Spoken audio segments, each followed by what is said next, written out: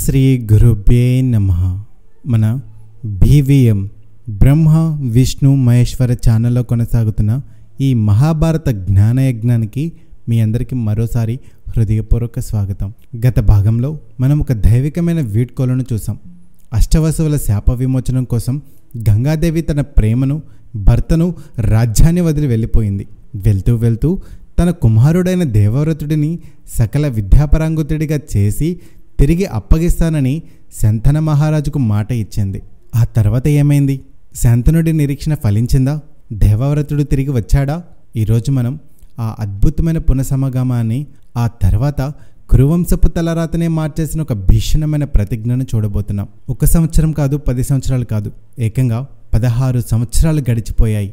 శంతన మహారాజు రాజ్యపాలన చేస్తున్న ఆయన కళ్ళు ఎప్పుడు గంగానది వైపే చూసేవి. ఆయన హృదయం తన కుమారుడి రాక కోసం ఎదురు చూస్తోంది.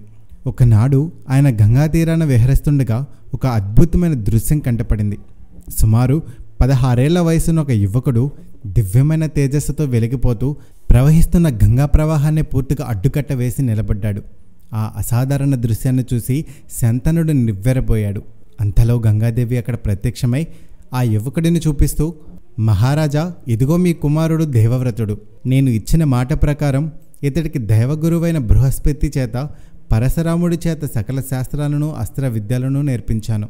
వేదాలలో, రాజనీతిలో, యుద్ధ విద్యలో ఇతడికి సాటి రాగలవారు ముల్లోకాలలో లేరు.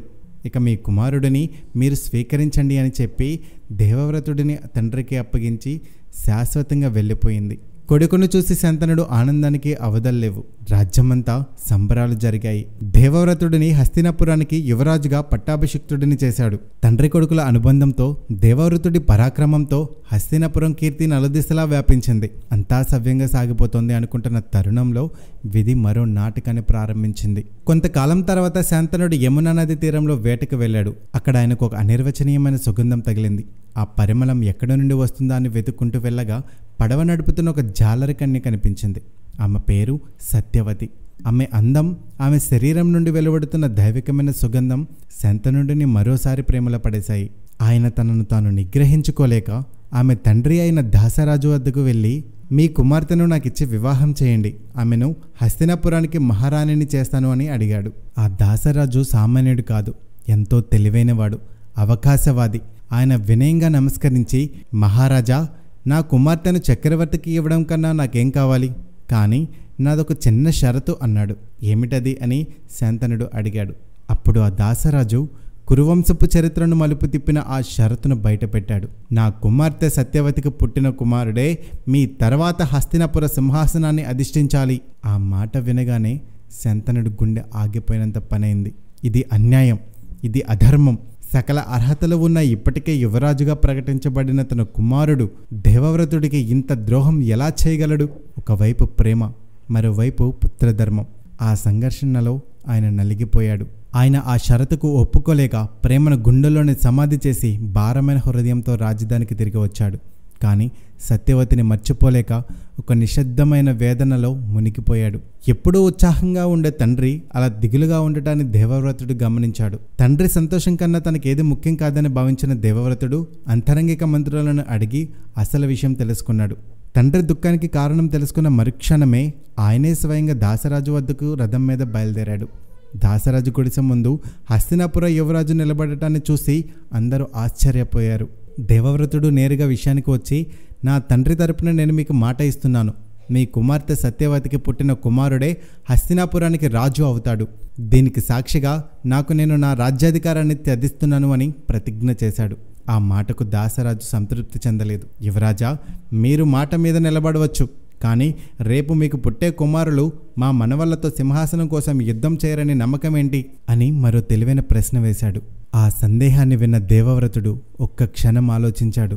తండ్రి సంతోషం కోసం హస్తినాపుర భవిష్యత్తులో ఎలాంటి రక్తపాతం జరగకూడదని ఒక కఠినమైన, చరిత్రలో ఎవరు చేయని నిర్ణయం తీసుకున్నాడు.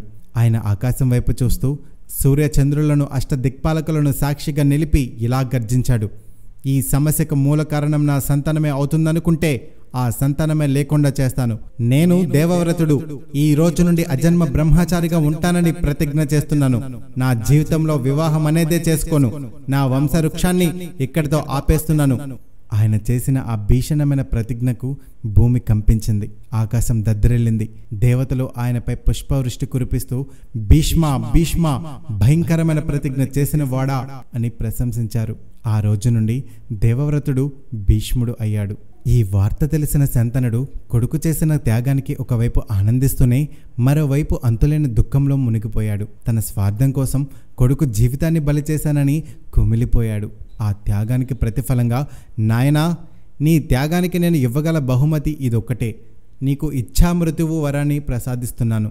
అంటే నువ్వు ఎప్పుడు కావాలనుకుంటే అప్పుడే నీకు మరణం సంభవిస్తుంది అని వరం ఇచ్చాడు. చూసారా, తండ్రి సంతోషం కోసం ఒక కొడుకు చేసిన అపురూపమైన భయంకరమైన త్యాగం ఇది. ఈ ఒక్క ప్రతిజ్ఞ, ఈ ఒక్క త్యాగం రాబోయే మహాభారత యుద్ధానికి పునాది వేసింది. భీష్ముడి త్యాగం గొప్పదే, కానీ ఆ త్యాగం సరైనదేనా? ఒక వ్యక్తి ఆనందం కోసం రాజ్య ధర్మాన్ని పక్కన పెట్టడం ఎంతవరకు సమంజసం? ఈ ప్రశ్నలకు సమాధానం అంత సులభం కాదు. భీష్ముడి ప్రతిజ్ఞ తర్వాత శంతనుడికి సత్యవతికి వివాహం జరిగింది. మరి వారి సంతానం హస్తినాపురాన్ని పరిపాలించారా? భీష్ముడు ఆ సింహాసనానికి రక్షకుడిగా తన మాటను ఎలా నిలబెట్టుకున్నాడు? హస్తినాపురం సింహాసనం ఎందుకు మళ్ళీ వారసుడు లేని సంక్షోభంలో పడింది? ఈ ప్రశ్నలన్నిటికీ సమాధానం మనం తర్వాతి భాగంలో తెలుసుకుందాం. ఈ కథపై మీ అభిప్రాయాలను, భీష్ముడి త్యాగంపై మీ విశ్లేషణను కామెంట్స్లో తప్పకుండా పంచుకోండి. తర్వాతి ఎపిసోడ్లో సత్యవతి కుమారులైన చిత్రాంగుడు, విచిత్రవీరుడి కథను, హస్తిన సింహాసనం కోసం భీష్ముడు చేసిన పోరాటాన్ని తెలుసుకుందాం. అంతవరకు సెలవు. సర్వే జన సుఖినో భవంతు.